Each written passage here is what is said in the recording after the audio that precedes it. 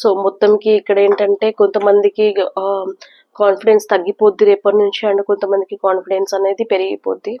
So పెరిగిపోయే వాళ్ళు ఎవరెవరు ఉన్నారంటే ఇమ్ము గారిని కొంచెం పొగడం జరిగింది. సో రేపటి నుంచి ఇమ్ము గారు మంచిగా ఉంటారు. అండ్ రాము గారిని కూడా పొగడం జరిగింది, తను టాస్క్ లో మంచిగా ఆడాడు కదా. సో రాము గారు అండ్ సంజన కూడా కొంచెం పర్వాలేదు పొగిడారు. సో సంజన గారు, ప్రియా అండ్ మనీష్ వీళ్ళిద్దరు కూడా పొగడలేదు, బట్ వాళ్ళు నన్ను చేసిన తప్పులని ఎక్కువగా తిట్టలేదు కాబట్టి సో వీళ్ళు కాన్ఫిడెంట్ కంటే ఓవర్ కాన్ఫిడెంట్ అయ్యే ఛాన్సెస్ ఎక్కువ ఉన్నాయి.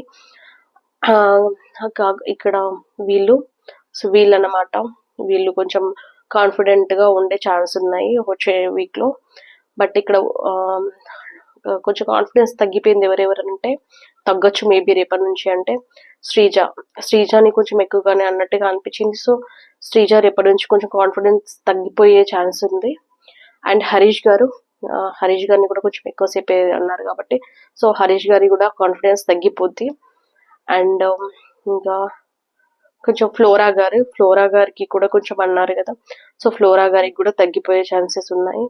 సో వీళ్ళు ముగ్గురు, బట్ హరీష్ కి శ్రీజాకి కాన్ఫిడెన్స్ తగ్గిపోయేలాగా మాట్లాడారు అంటే వాళ్ళకి కొంచెం మేలు చేద్దాం అన్నట్టుగానే మాట్లాడినట్టు అనిపించింది.